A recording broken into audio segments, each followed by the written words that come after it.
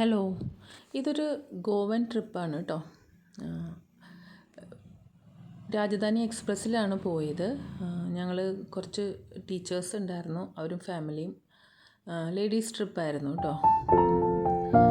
അപ്പോൾ ട്രെയിനിലുള്ള വ്യൂ ആണ് നിങ്ങൾ കാണുന്നത്.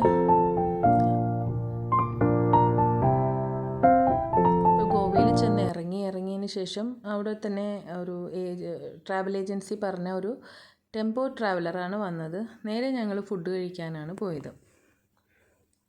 ഫുഡ് നോക്കി ഒരു ലേ ഗോവ എന്ന് പറഞ്ഞൊരു റെസ്റ്റോറൻറ്റിലായിരുന്നു അവിടെ നിന്ന് കഴിച്ചത്. ശരിക്കും പറഞ്ഞാൽ ഒരു കേരള ഫുഡായിരുന്നു കേട്ടോ.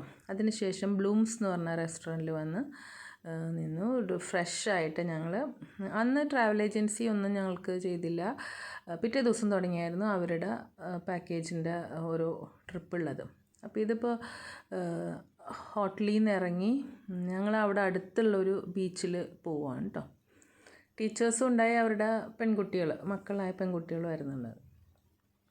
നല്ലൊരു ബീച്ചായിരുന്നു അത്, നല്ല ക്ലീൻ ബീച്ചായിരുന്നു.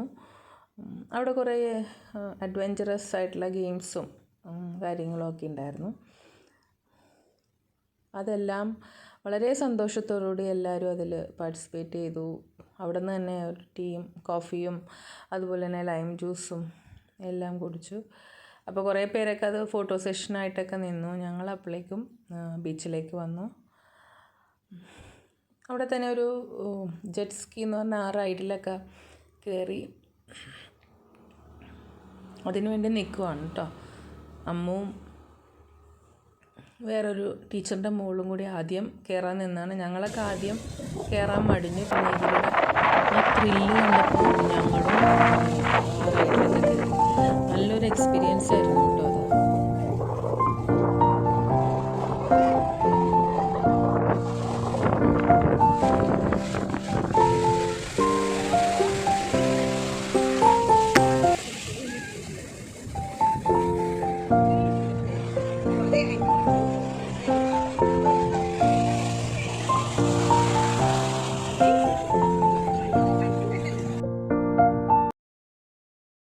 ആ ഗെയിമെല്ലാം കഴിഞ്ഞിട്ടുള്ളൊരു ഷോപ്പിംഗ് ആണ് കേട്ടോ. ഇവിടെ അടുത്തുള്ള കടകളിലൊക്കെ കയറി കുറേ എക്സ്പ്ലോർ ചെയ്ത് കുറേ അവിടുത്തെ എന്തൊക്കെയാണ് അവിടെ ഉള്ളതെന്നൊക്കെ.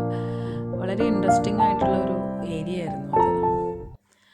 കുറച്ച് സാധനങ്ങളൊക്കെ എല്ലാവരും വാങ്ങി, ഡ്രസ്സ് അടക്കം ടീച്ചേഴ്സ് എല്ലാവരും വാങ്ങി. അത് കഴിഞ്ഞ് തിരിച്ച് ഹോട്ടലിലേക്ക് വന്നു കേട്ടോ. പൂള് അന്ന് ഫങ്ഷൻ അല്ലായിരുന്നു.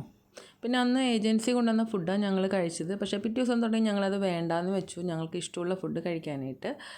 അങ്ങനെ തിരിച്ച് റൂമിലേക്ക് വന്ന് അന്നത്തെ ദിവസം തീർന്നു. Thank you for watching.